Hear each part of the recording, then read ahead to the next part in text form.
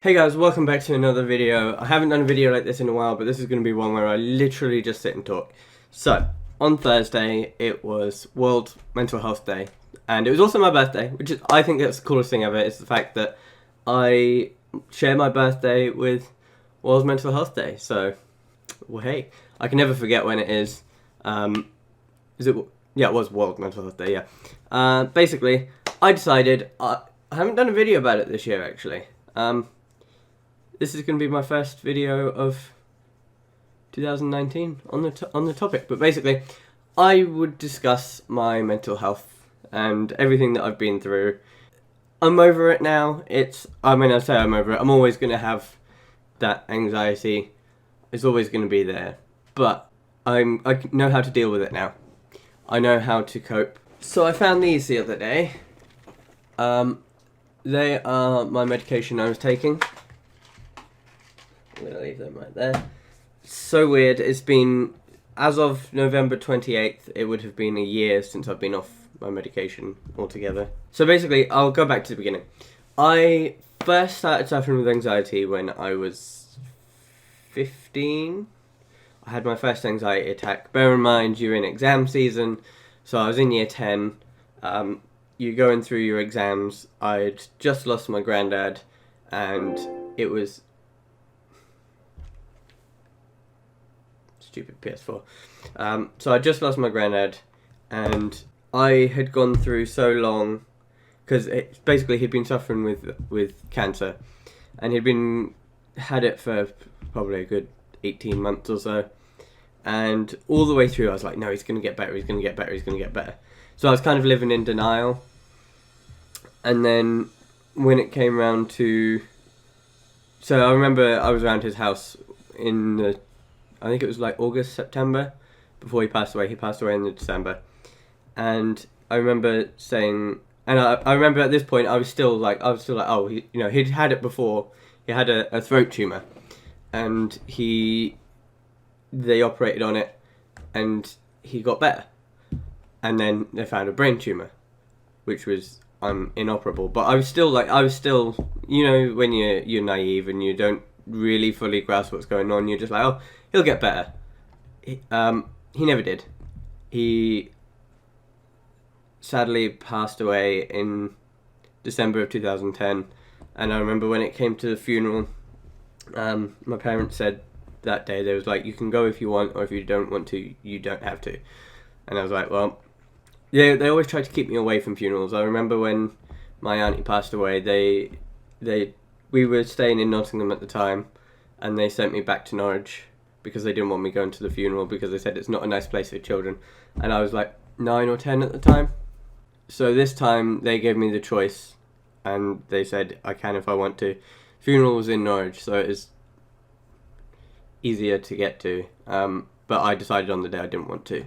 So I never really had that, I never really properly grieved with that one. And then when you add into the mix the pressures of exams, the pressures of everything, it triggered something that caused anxiety. Now I should probably also point out, I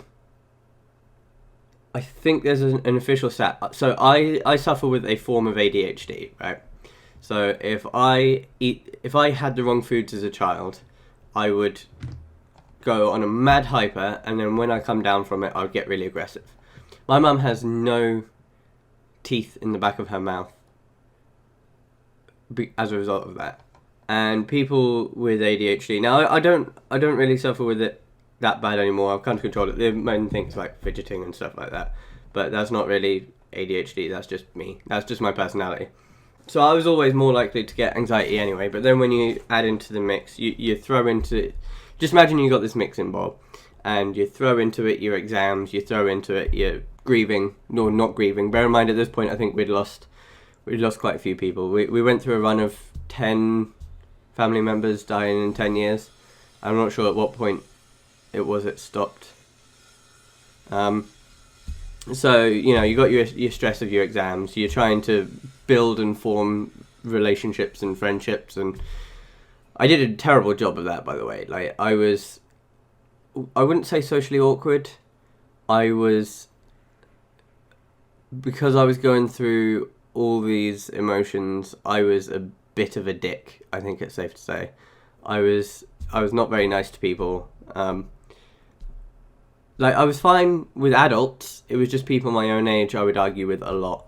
I had a lot of trouble forming close relationships with, or not so much forming. I would have them, but I wouldn't be able to keep them because you can ask.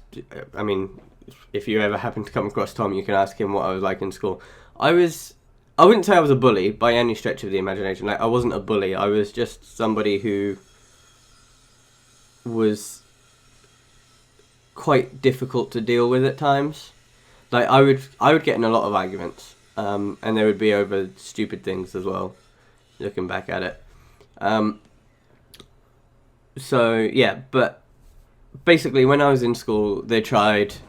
I mean, wouldn't say I wanted medication, but everything else I tried wasn't working. They tried counsellors. They tried the school counsellor. That would work. I'd come out of that feeling better, but then like the next day or a few days later, it would just be back to square one again. They tried actually going to see an out of school counsellor as well. I went to MAP. For anybody who lives in Norwich, you'll maybe know what MAP is. And again, same results. Work for a day, and then it would be back to square one. And for me, that just wasn't a viable way of going about everything. So I just kind of had to keep going and keep pushing until it got better. And eventually it did, but it wasn't for another 7-8 years. I mean, I'm 24 now, so that would have been like 9 years ago, basically. It was, so I was 15. I was just turned 15, or I was 15 and a half. So it'll be 9 years in like April. I think it was about April of 2011 I started suffering with anxiety, or maybe February. And obviously my birthday's in October, so I was about 15 and a half ish, and yeah, so it was obviously a lot to deal with. I don't know whether I suffered with depression as such, or whether that was just kind of, because I feel like anxiety and depression, while they do go hand in hand, I feel like there's a lot of people who aren't so much depressed, they just don't know how to deal with the anxiety, so it makes them feel down. And I think I was one of them. I don't think I necessarily suffered with depression. I don't know. I don't actually remember looking back. I remember a lot of anxiety. There was a massive amount of anxiety. Obviously, there was the depression from losing people, but I wouldn't say there was like out and out depression. It was just, that's grieving. That's what you do when you grieve. It was hard though. It was going through exams. You could see when you look at my results, my first exam was a B, and my second lot of exams I got C's. Then there was a bunch of others where I got D's, and it was just, yeah, I didn't like exams. I wasn't very good with exams. Trying to cram everything in and remember everything in the space of 90 minutes is a bit unfair, especially when you have like slow writers. I mean, I wasn't necessarily a slow writer, but I just think it's the way that the exams work, very unfair. I think it should be based off the stuff you know, not what you can remember in 90 minutes, but what you know. Because it kind of just felt like it was a memory test more than anything. But that's a whole different thing. So I left school, I went to sixth form for a year, and in that year I lost my grandma.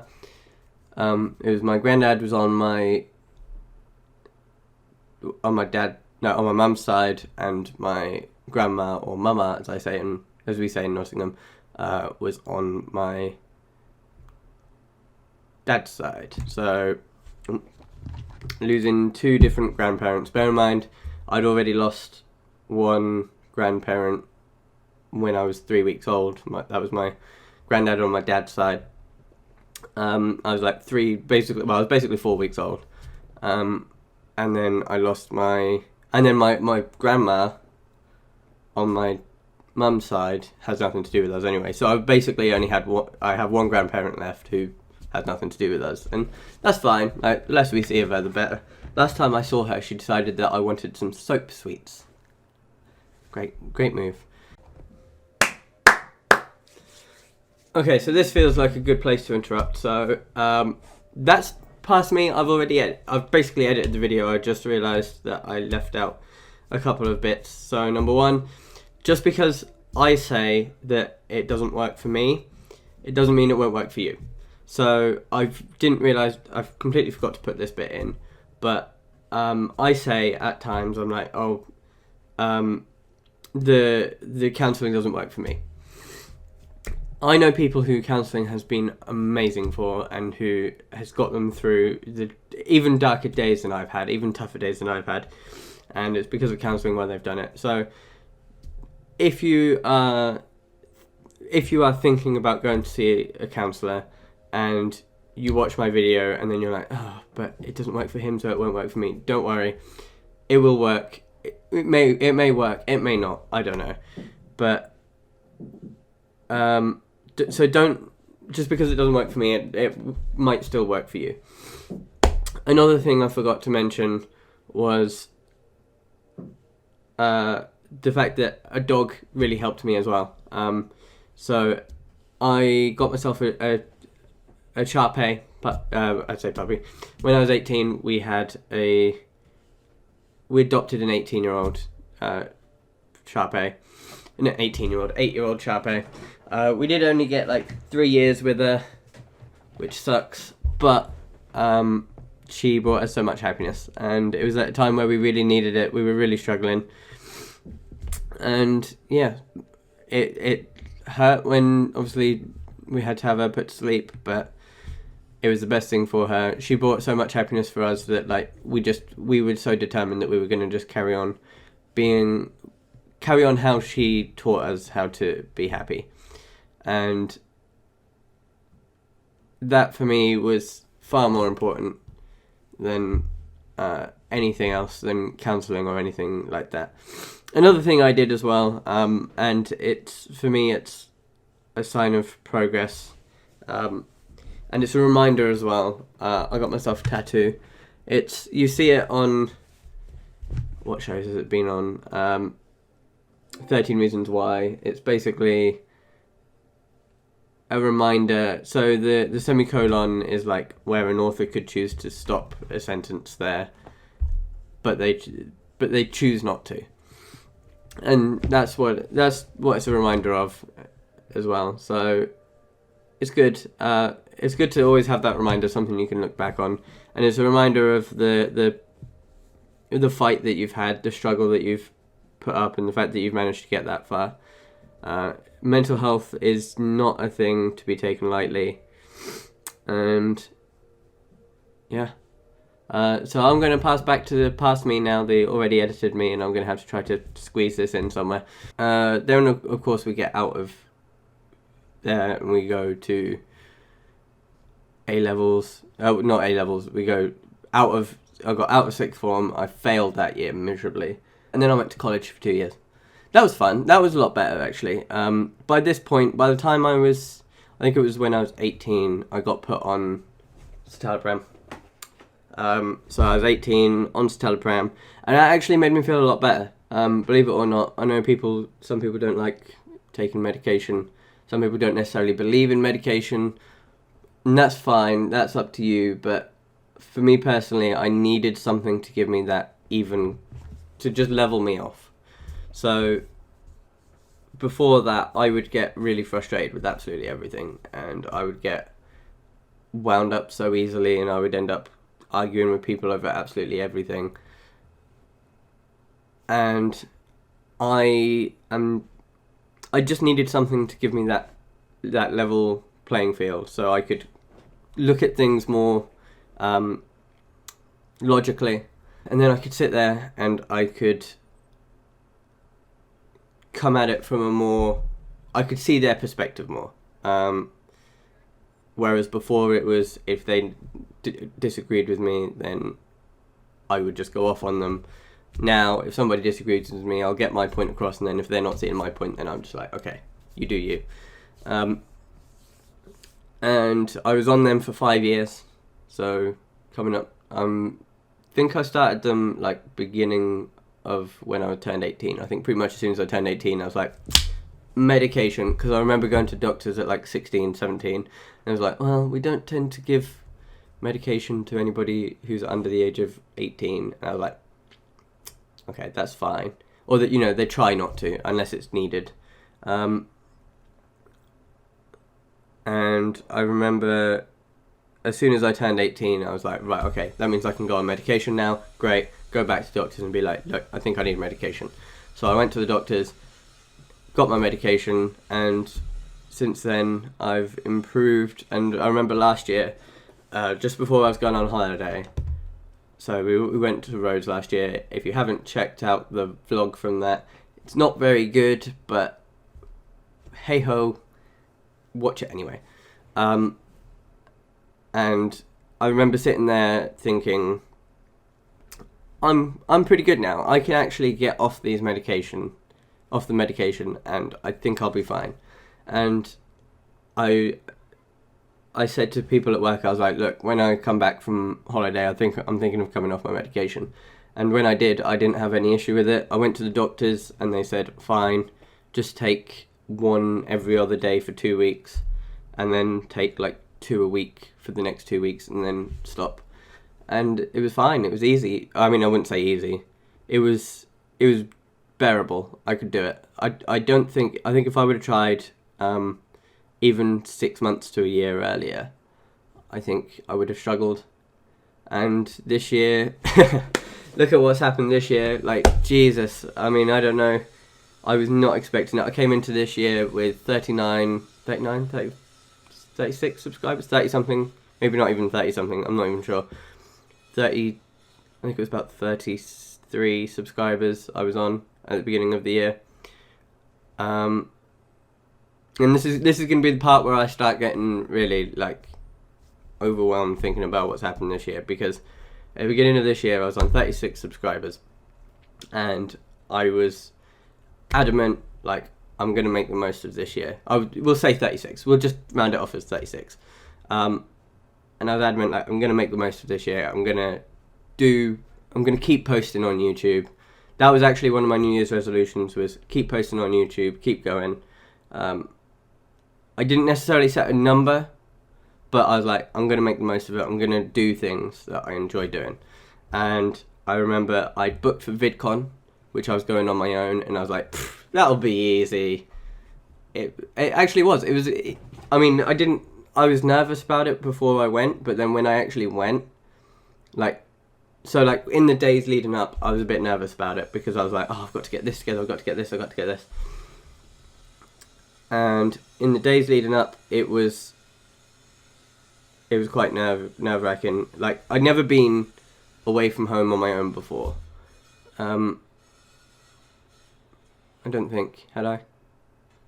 I mean, I'd been out for days on my own, so I remember when I was, and that's another thing as well, when I was in college, I went and so I tried to go and do Challenger Sports, which I don't know if you know, like, basically they run Camp Americas, or they recruit for Camp Americas, where they do the soccer camps out in America, and I went up to Leicester on my own for the day, and this was the first time that I'd actually been away, and I went on the Friday, and I got there, chilled, and it was so much fun. And then, like, first night away, I was fine. Second night away, I was fine. Third night away, I was fine. Like, literally, the only thing I missed from home, or the thing I missed the most from home, was my dog.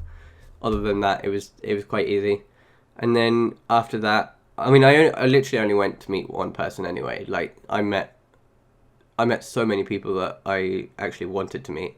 I remember, so I had a list of people that I was desperate to meet, and I think out of them, I think I met all of them. I think there was 3 of them, and I think I met all of them. 2 of them was a proper meet and greet. The other one was a pop-up meet and greet. the other one, bear in mind as well, I'd never actually vlogged publicly before, like in England, so I was very awkward in that one. I have got a vlog of it, but again, it's not very good. And yeah, I vlogged. So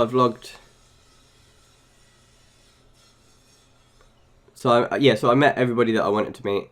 Then there was a list of people that if I had the chance to meet, I would. And I remember in that list was Joe Tasca. And he is actually a lot nicer. Well, I say a lot nicer. He's nicer. He's one of the nicer people that I've met.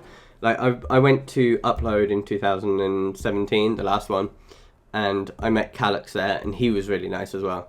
And then Joe Tasca was the same. And everybody that I've met this year has been fantastic. So then after VidCon, where I did actually meet up with I did actually make one friend there. And